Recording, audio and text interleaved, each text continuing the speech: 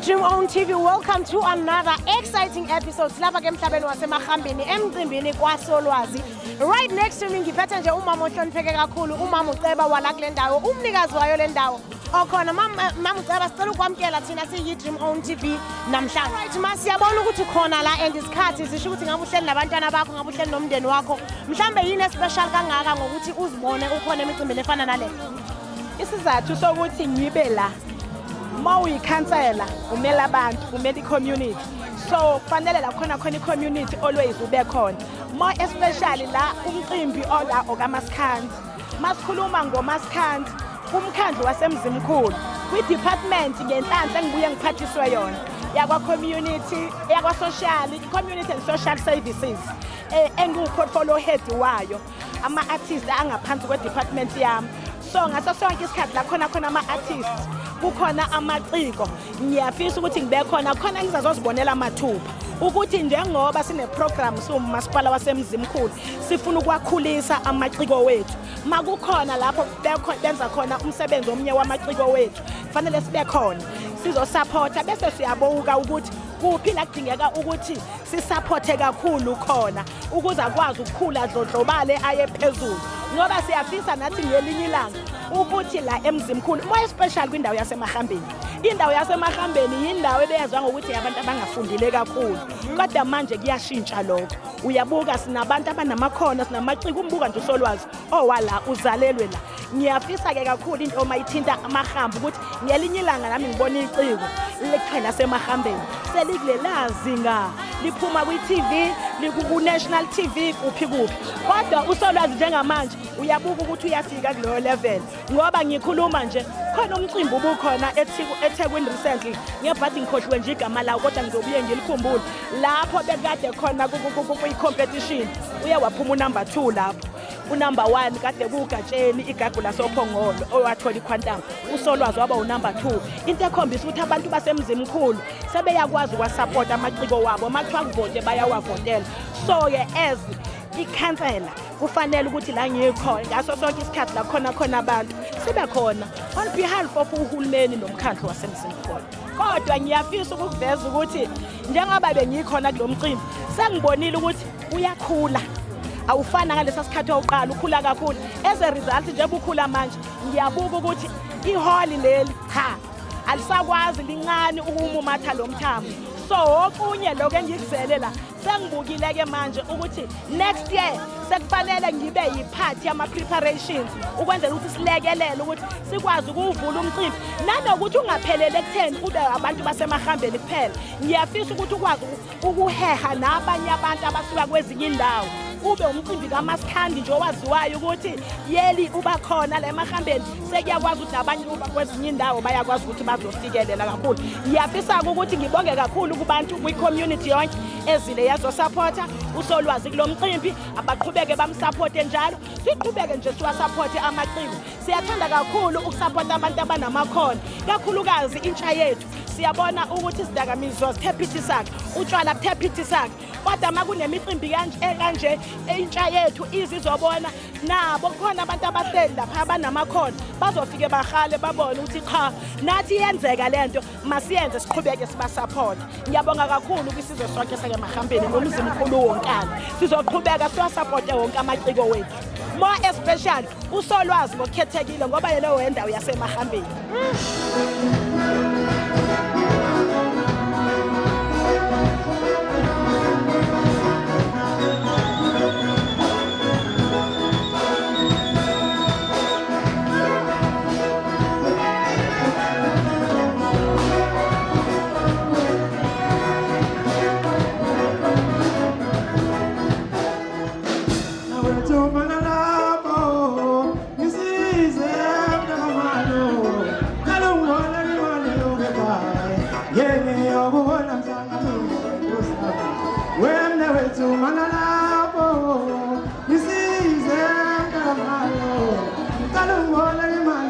Sanibonani kwi-Dream On TV, lo bingelelayo uSolwazi sembatho sabafelokazi izile emnyama bayigqoka bayishalaza basebenzisa abashalaba nemisethi mothanda. Ngilabe kwelakithi emahambeni lapho ngikhona emzimkhulu lapho zenzeka khona namhlanje. Ngibingelele nababukeli. Mntaka baba ngifuna ukubonga mfowethu ngiyayiqala into enje ngibona izalukazi ngibona amakhehle ngibona abancane ngibona abadala ubahlanganisa kanjani labantu endaweni eyodwa kanje angeke ngize ngikuqambele amanga ngithi nami ngiyazi ukuthi bahlangana kanjani kodwa ngiye ngiphawule inhlonipho kubantu yabona abantu uma ubanikeza inhlonipho ubanikeza uthando bayakwazi ukuthi bakuthande back baphinde bakuhloniphe back ayikho ke into edlula leyo ngoba ave ngingakayitholi nalento ke ledala ukuthi mhlawumbe usole ukuthi mawubona kugcwele kanje khona lento ilokhu ngiphunyuka ngingayitholi mfowethu thatha lento saphila mntababa ngifuna ukuthi nje siva amazwi akho nokuthi inhliziyo yakho injani namhlanje mawubuka nje kuphithizela kangaka abasuka eThekwini abasuka ko-Richmond abasuka eXhobo abasuka ko-High Flats kugcwele sihlangene endaweni yasemahambeni engenayo ngisho network ukwenza ukuthi ufile kanjani mntakamama noma sowubhoka nje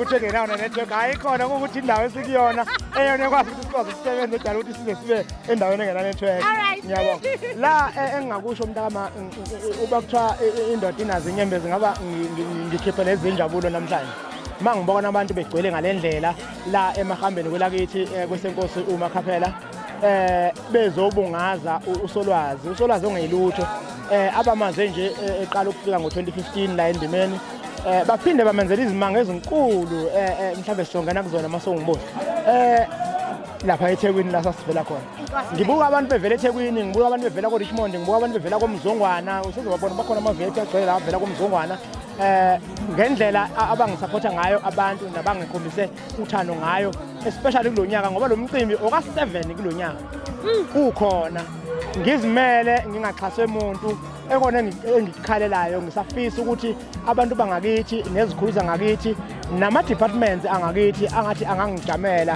ngelinye ilanga angikhumbule iyona nje into engingayisho leyo kodwa injabulo enginayo mangibona abantu bengaka ngibona futhi bengalwi angibona umuntu ophakamisela umuntu isandla angibona umuntu oxabana nomunye ngibona abantu abadala nje bosushiliza lokwazi igcwele la amakhehla agcwele la abantu abasha bagcwele la hayi ingane ezincane indlela abakhombisa uthando ngayo abantu ngibona nje konke ukuthebelela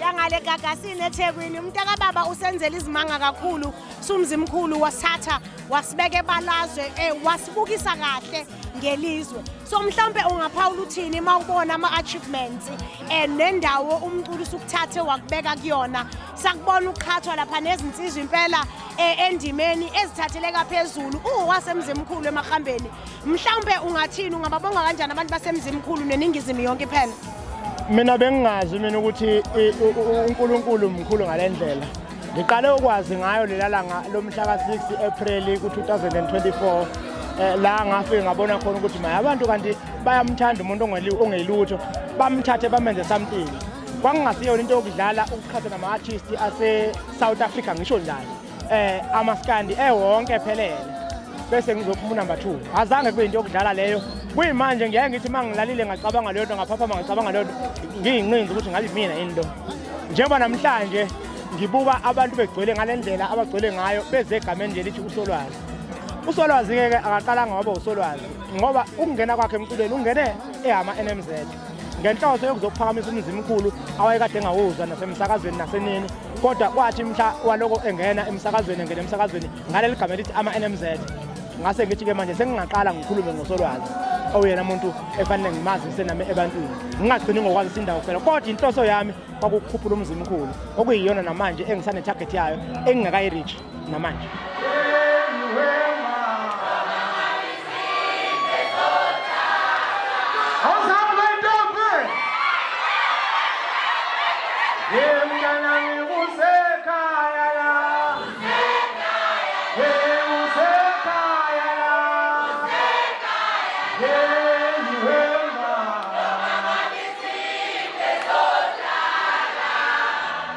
kunengoma ethi ikhaya lami leli noma ngabe izindle zodaka isekhaya la.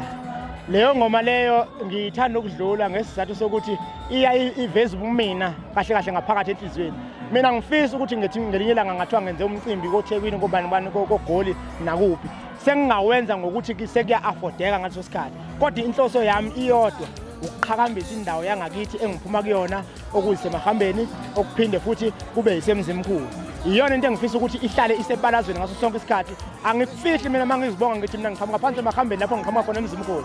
Ngoba ngifuna umuntu athi noma ngabe khona into ayibonayo ayibona ngazi ukuthi yinhle kimi noma ngathiwa yimbi kodwa ngirepresent bani mina umzimkhulu indawo okuyangakithi ukuthi ngiwala mina angikushintshi lokho noma sengisemazweni ngihlala ngisho ukuthi ngiqhamuka emzimkhulu emahambeni ngisho inkosi yami ngisho umuntu ongiphethe.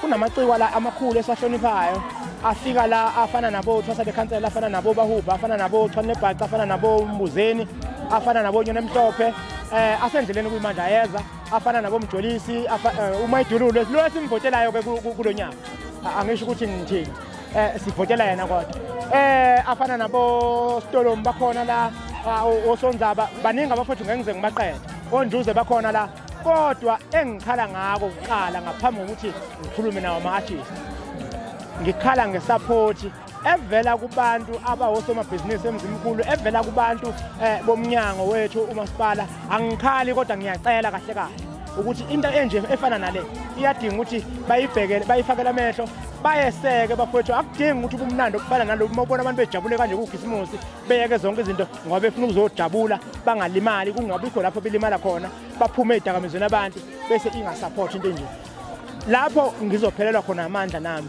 iyofa lento kuyolimala abantu abaningi lana ama-artist ukungena kwawo emculweni inhloso yawo ukuthi asuse ikati eziko emizini yawo noma emindenini yabo kodwa mangaba ngizoloko ngiwabiza ngusolwazi ngiwanika lokho okuncane enginako okungafikelele ekutheni ama-artist akwazi ukuzondla kuyangikhathaza lokho kuyogcina kungilimaza inhliziyo nami ngiphelelwa amandla la ngiphelelwa khona amandla akekho yoqhubeka nalento enhle kangaka ingakho nje ngithe kulonyaka ke ngithi isolwazi homecoming ngoba ngifuna ukuthi wonke umuntu aka-understand ukuthi inhloso yethu silwela indawo yangakithi nathi ukuthi ayiphakame siyazibona indawo koZululand kobani omasipala nani bayazenza izinto ezinhle nala siyafisa siyacela siyazehlisa ukubona ukuthi abake basibheke nathi basicabangele ukuthi ngalo mculo wethu sisebhizinisini imindeni yethu siyafisa ukuthi sithi masiqhamuka sikhombe makithi singesabi sithi ngomculo nake ngiwenzile ekhaya naba abantu abaphila ngaphansi kwami ngesimo sokuthi umculo uyakwazi ukuphilisa umuntu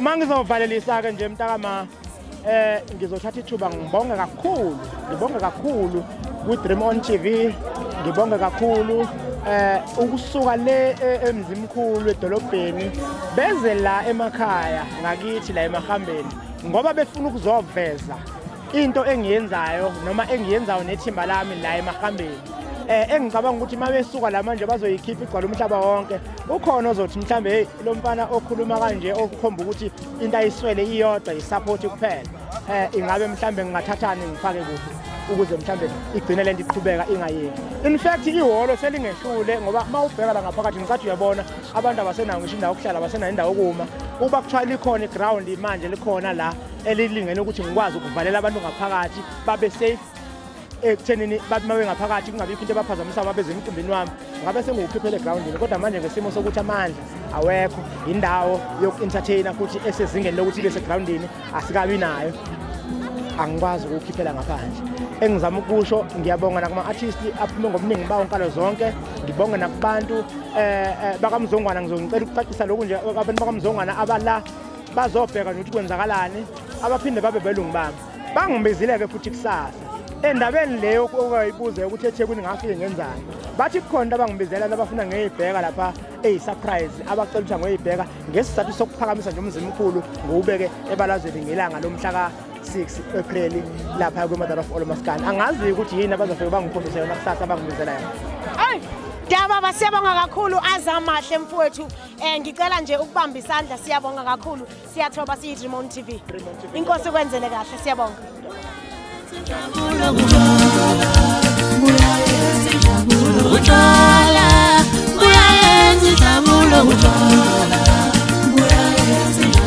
Utala bushaya, utala njengomanager kaSolwazi iziphi izingqinamba esenihlangane nazo and as well eziphi ama-achievements esengenaba nawo nje nisendaweni eyodwa?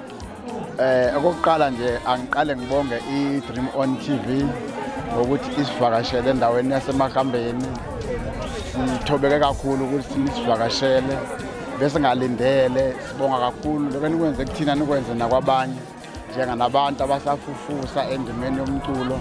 Siyazi ukuthi ngokungena kwenu sisaphakama sephezulu ngoba siyazi ukuthi ipage leni landela abantu abaningi ukungena nje kwenu la kwesenza sithobeke kakhulu. Siyabonga kakhulu. Ukuzaka embuzweni wakho siqala le project kaSolwazi bekunzima kakhulu, especially uma umuntu wase South Coast kuba nzima ukuphusha iproject enjenganale.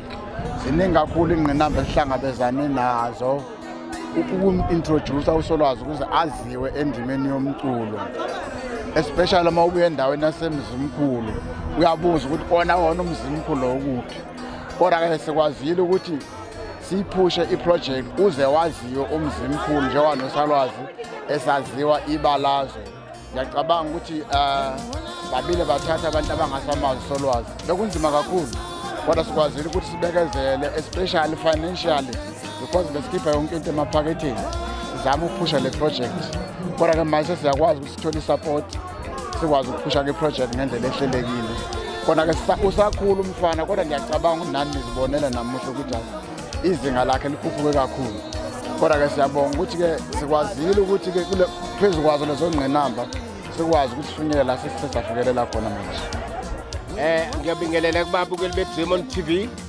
Ngithi sikhona emcimbini kaSolwazi futhi sizokwenza into yangempela.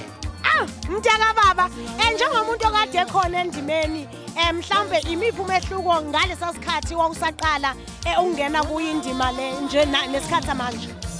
Umehluko okhona njengamanje ngesikhathi sine sangena zangena kusenziwa ama-CD kwenziwa ama-cassette. Manje zonke izinto seziba online, zonke izinto seziba enkundleni zokuxhumana. Thina-ke sibadala silandela kulaba abasha, kodwa nathi sesiyajwayela sesiyangena kancane kancane. No iyasebenza ngokwesimo samanje noma iqhunyana yona ngoba imali yethu la iya khona siyazi. Sike sesitshela wathi kuqala bawazi ukuthi dayisa ama-CD angaka nama-cassette angaka, kusho ukuthi imali yami ngilinganise ukuthi imali engaka. Yabona la siyatshela ukuthi lama-digital platform lawa asho kanje awazi noma ngempela kunjalo kuyiqiniso noma kulona iqiniso, kodwa ayikho into esizoyenza kufanele sikubele njengoba kunjalo ngoba ikona vele okusebenzayo njengamanje. Umyalezo engingabanikeza wona abalandeli bamaskandi kanye nabaculi bengingathi mina akufanele senze lento yokuthi ibe ukulwa yomdlalo njenganamazokungcweka kwey'nsiza. Manje abanye bayithatha ibe personal kakhulu, bayenza umuntu kube yakhe kanti isuke sincokola. Ikakhulukazi-ke kulaba abancokolayo thike sesibadala asiqali umuntu sishaya ingoma yebo kuphela sigibele esiteji sidlale iy'ginqi bese siqeda lapho. Alright, la kumbuzo ko-Famous siyabona i-top 10 lapha yakhozi, siyabona uMaskandi usuvele kakhulu impela. Wena uhamba nayiphi kulo nyaka? Angicela ukungasho kodwa ngihamba noMaskandi.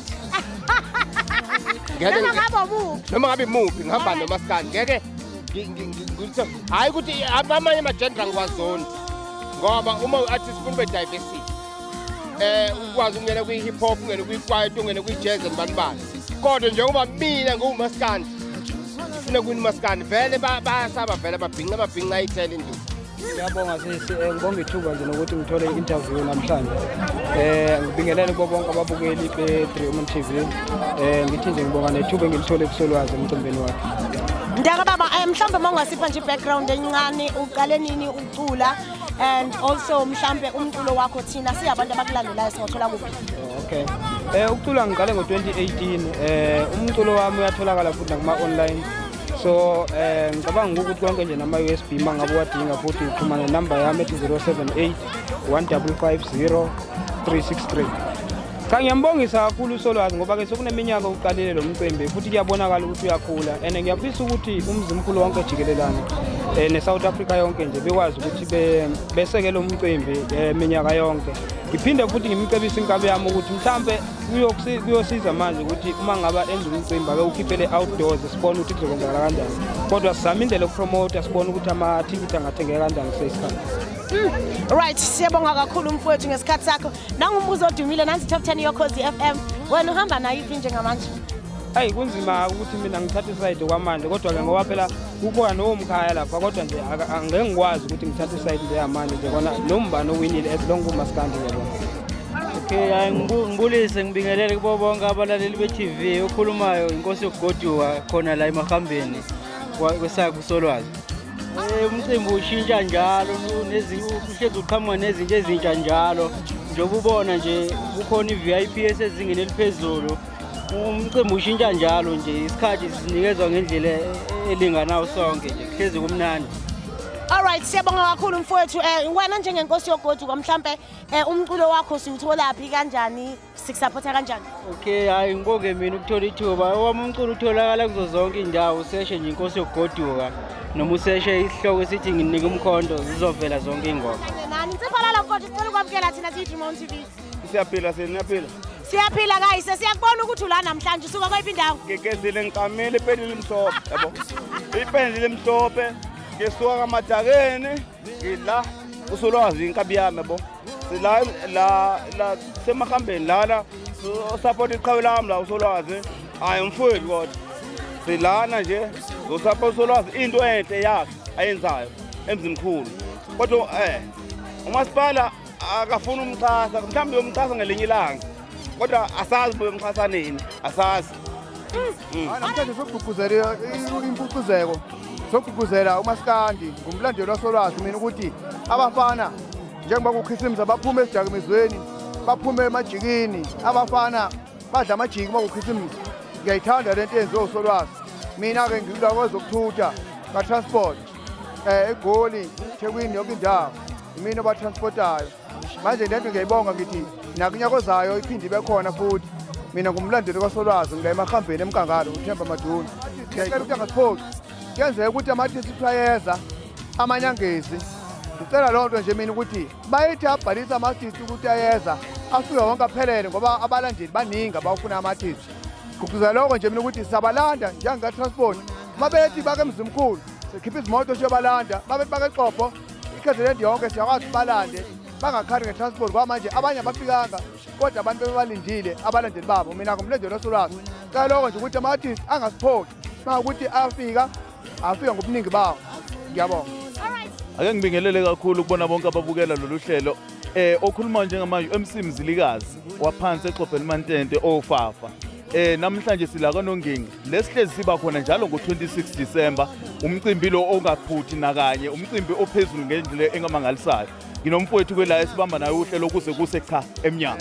Angiqala ngibingelele lo khulumayo uMachofa ishiya intombi ehamba esokeni cha njobe seshila umfowethu ukuthi unyaka nonyaka sihlezi sikhona sihlezi sikujabulela futhi ukuba lana into mhlambe engingathanda ukuthi ngiyidlulise kakhulu ngingathanda ukudlulisa lento yokuthi ngiyacela ukuthi mhlambe omasipala noma iziphathimandla zizama ukuthi zimlekelele ubhuti uSolwazi ngoba ngaso sonke isikhathi wenza show ukuthi abantu bangakubuyabuyela kubona lento ahlale yenza kwezinye izizwe uyabuya azoyenza ngakubo siyacela kakhulu ukuthi bazame ukuthi bamlekelele ngayo yonke indlela akwazi ukuthi nayo umcimbi wakhe ukhule nje ngoba siyabona ukuthi abantu baningi baphumile kodwa into esingayiboni kahle isupport from umasipala wangakubo siyacela kakhulu ukuthi mayikhona indlela bamlekelele.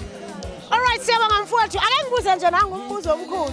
Ngiyabona sibambela inkosi impela khona lapha ku-top 10. Umaskandi mningi kakhulu. Uma ubhekile wena unyaka uhamba nobani kulonyaka Mzilikazi?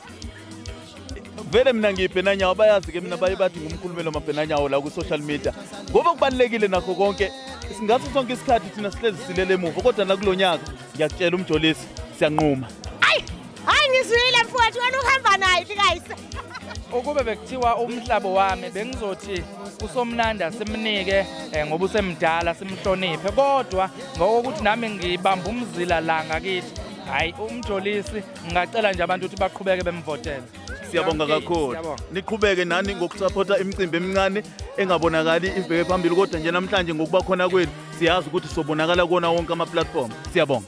Ngiyathokozisa kakhulu masifika la kuhlangene abantu abasha ngoba iningi lawo siyabona ukuthi abantu abasha kulesikhathi samanje sebezibandakanya ama-drugs, sebezibandakanya ey'ntweni ezingalungile, bagcwele amajele. Kuyathokozisa uma ngabe behlangene la abantu abasha besemcimbini kamaskandi bezoveza amathalente wabo. Oke kwasichukumisa-ke thina nomfowethu-ke engengize ngimdalule okhona la ngaphakathi omaziyo, abamaziyo abaningi. Sathi no, mase khona iqhawe elincane lenza kanje, siqala nakulibona, asike sithi nje ukulinikeza umnikelo ukuthi simkhuthaze ukuthi lento ayenzayo nabanye bakhuthazeka abangaphandle. Kuyilokho nje kuphele ke kwasithinta kakhulu, nomsebenzi kaBhutisolazi muhle kakhulu. Siyawubonga, siyawujabulele. Siyethemba ukuthi na next year umcimbi wakho uzohamba kahle, ube ubrandeke ngale ndlela afisa ngayo. Ilokho esingakusho nje, siyabonga. Njengoba bangeke sishaye nje national question. Nayi top 10 mfowethu. Siyabona zikhala ngempela laphaya. Uthini? Uhamba naye uvotela abantu. Tandwa sami mayithululu. Baba. Uthi nivotela laphayana ingoma G. Ingoma yomfana omncane lwangaqileyo lomfana umjolisi ingane esancane ubefunda lapha e-UKZN. Nizomazi kakhulu-ke nina abantu abafunda kuthiwa uyi-alumni lapha e-UKZN. Siyacela ukuthi nimsupporte kakhulu umjolisi. Ngiyazi ukuthi noBhutisolazi usupport umjolisi. Asivoteni-ke bafowethu, angikho ngale nto yama-code, kodwa nje ingoma G umjolisi lo siyacela ukuthi nivote ngobuningi beni bafethu. Siyabonga kakhulu. Mntababa, siyabonga kakhulu ukuthi ube khona la endaweni yaseMahambeni. Hola. Siyabonga besikhona-ke thina siyi-Dream sesiyawuvala-ke njalo umcimbi. Sithi nangokuzayo uqhubeke usilandele kuma-social media pages wethu, Dream TV ku-Facebook, usubscribe khona laphaya ku-YouTube, ubize nabangani bakho, babize abangani babo ukuze nizosubscribe, nilike nepage lethu ku-Facebook. Igama lami ndingu-Amli wakwaMbabala. I'm signing out.